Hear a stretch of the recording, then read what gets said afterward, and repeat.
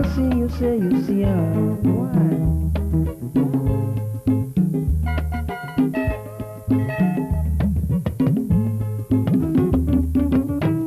Waiting, you not see, you say you see her.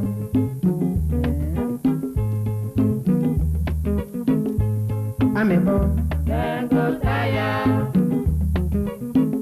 Amebo get many system wey dem dey use.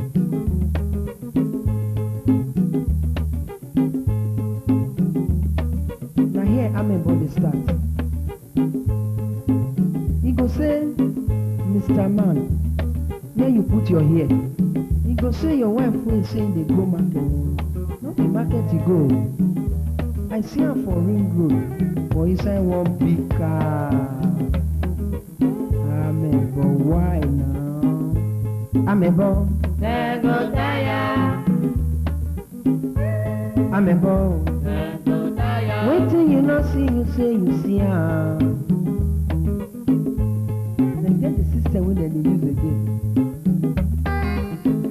You go meet the madam for house, you go say, aunty, where you put your hair?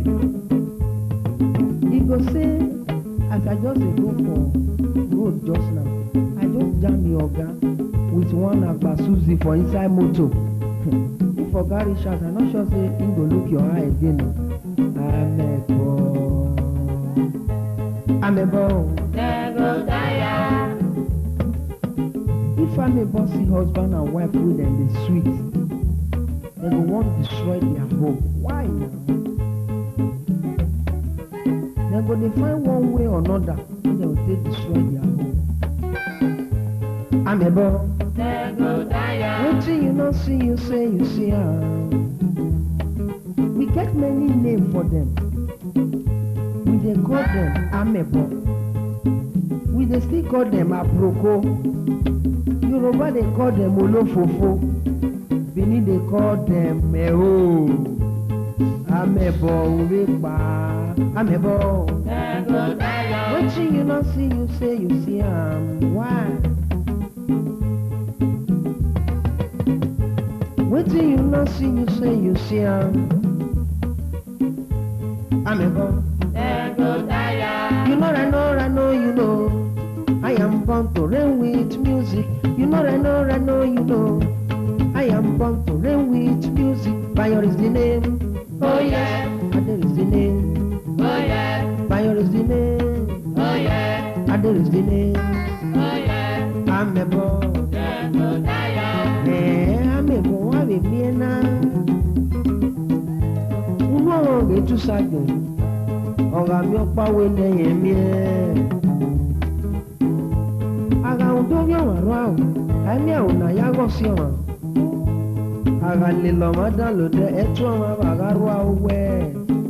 Amebo wa kìíní nílé bọ́ wa mú wa o. Amebo.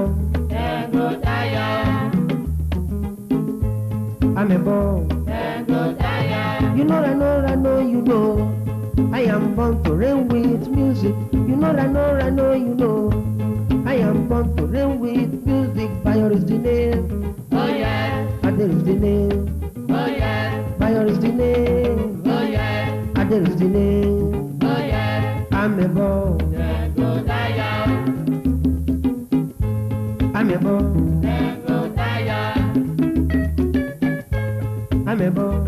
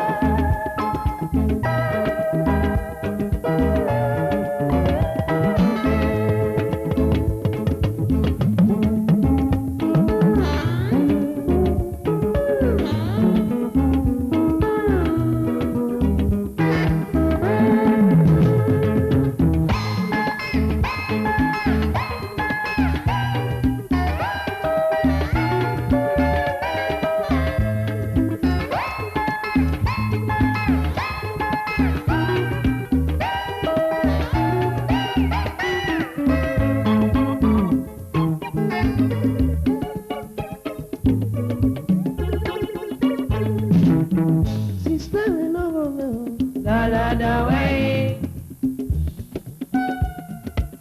Da da way. Sister me no me. Da da way. Auntie me no me. Da way. Osimio dogi me ono na la owo. Da way. Ayare bokwe for water fun. Da way. Ikebe no sapatation gi me wodo. Da way. Ona ikebe na gyoga yo fisi la owo. Da way. Ikebe super. Da way. Ikebe fofo. Da way. Ikebe GL. Da way. Osimio dogi mi modo la owo. Da way. Owa mi ewe uriri tamame o. Da way. Amebo. Wakele so bome. Amebo. Amebo. Wagele so bawego.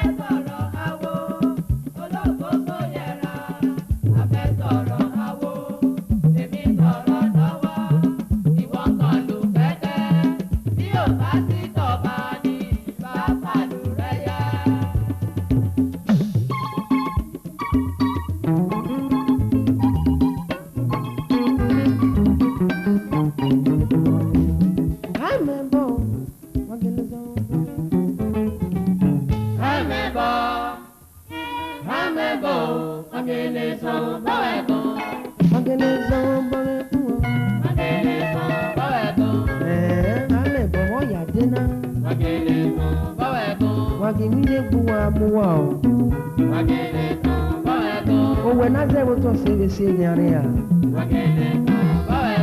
Ayi wo do yo me la wo. Wage no yo yo.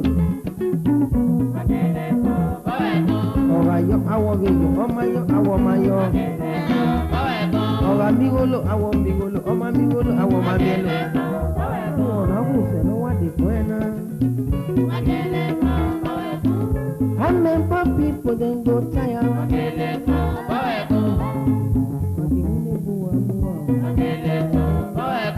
No get I can fuck back on no get.